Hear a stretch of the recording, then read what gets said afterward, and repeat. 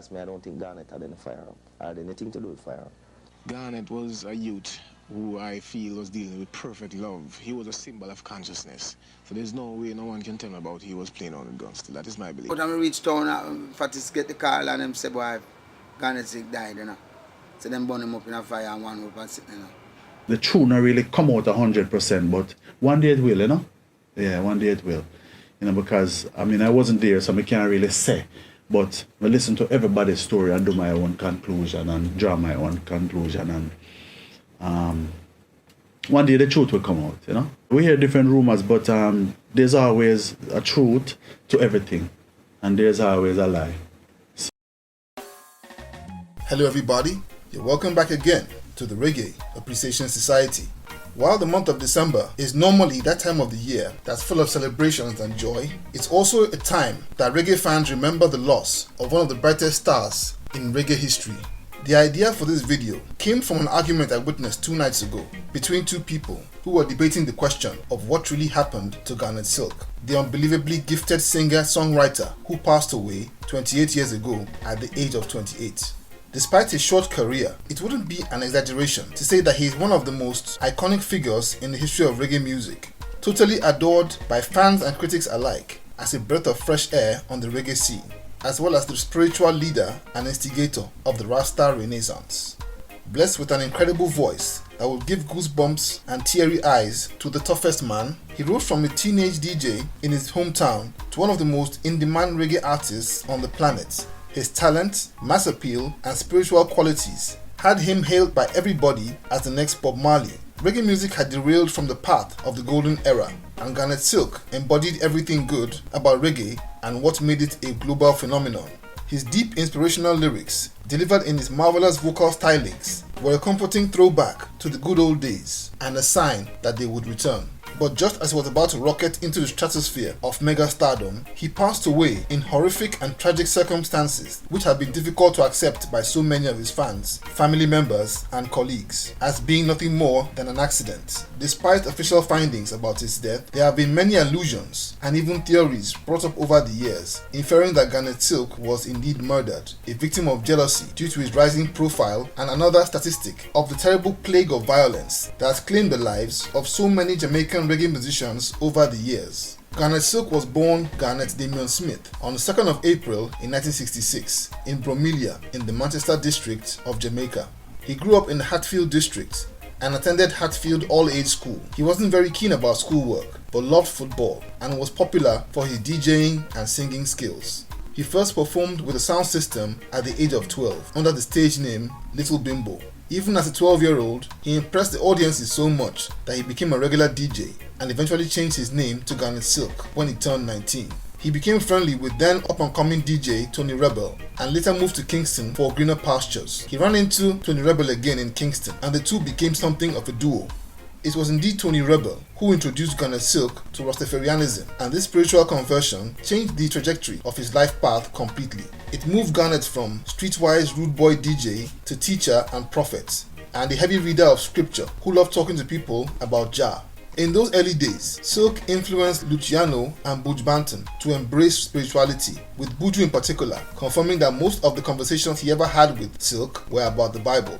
Even though Silk was a gifted DJ, veteran singer Derek Morgan noticed his exceptional singing skills and advised him to move from toasting to singing in 1989. This switch to singing marked an explosion in his popularity, and he became very well known in the sound system scene. He eventually got a deal with VP Records and released his debut album It's Growing in 1992, an album loaded with cultural themes, spiritual songs, and romantic numbers. The wholesome content in his album was exactly what the market had been thirsting after. Around that time, the airwaves had become choked with slackness, and the masses drank up Silk's material like a bucket of water in desert sand.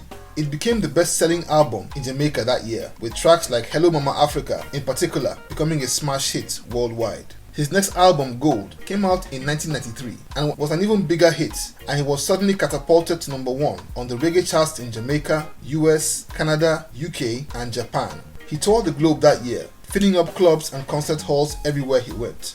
His spiritually uplifting and culturally enlightening music was a huge success and sparked the Rasta Renaissance as other upcoming artists like Luciano, Sizzla, Anthony B, Capleton and others embraced spirituality in their music and created a movement that's only getting stronger with time. It's interesting to note that Silk not only reminded the fans of the good old days, but also some of Jamaica's biggest producers like Sly and Robbie, Dean Frazier and Earl Lindo, who all attested to the fact that Silk worked in the old-fashioned way, the Bob Marley way.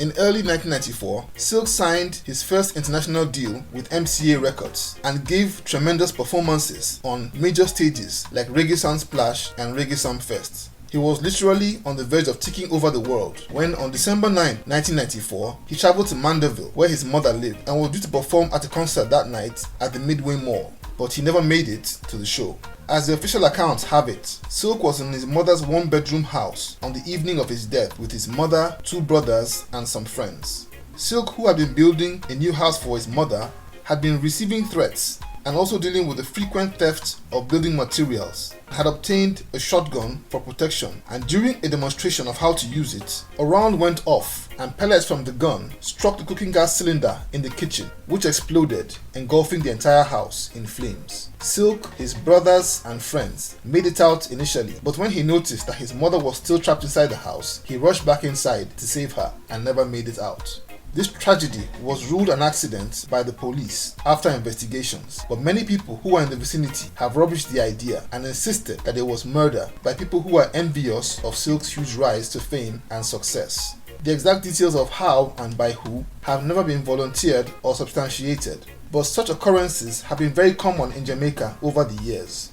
There were also very strong rebuttals to the idea of Garnet ever holding a firearm by many people close to him. His close colleagues, Freddie McGregor and Richie Stephens, are 2 people who knew him well and have insisted over the years that Garnet would never have anything to do with guns. It's interesting to note that the police not only recovered the shotgun, but illegal pistols and ammunition from the fire. The people in the best position to come out and put all the speculation to rest would have been the survivors who were in the house that day, but as far as I know, there has never been any statement from any of them. Thus we're left to either speculate or accept the official positions. I'm no ballistics expert, but I googled the possibility of shotgun pellets igniting a gas tank, and the experts seem to disagree with it happening, or rate chances of it happening very, very low. One also wonders where the gun actually went off. If they were all chatting, I'd assume they were all in the living room. It sounds a bit odd for as many as 6 people to be crowded into a tiny kitchen, but as I said earlier, I'm no expert of investigations either. The death of Garnet Silk was a very huge loss of an exceptionally talented, blessed and special human being, and it's natural for people who are grieving to always suspect foul play, more so when the person who passed away did so in a freak accident or in circumstances that don't entirely add up. It's been 28 years since Garnet Silk passed away, but the loss of such a promising star on the verge of superstardom was and is still hard to accept. It's been said that time heals all wounds, and hopefully the pain of losing the great Garnet Silk will subside and we will just be satisfied to accept that we were blessed to witness such a special talent in our lifetime. So there you have it. Thank you for watching the video today. Please leave a like, subscribe, and until next time, God bless.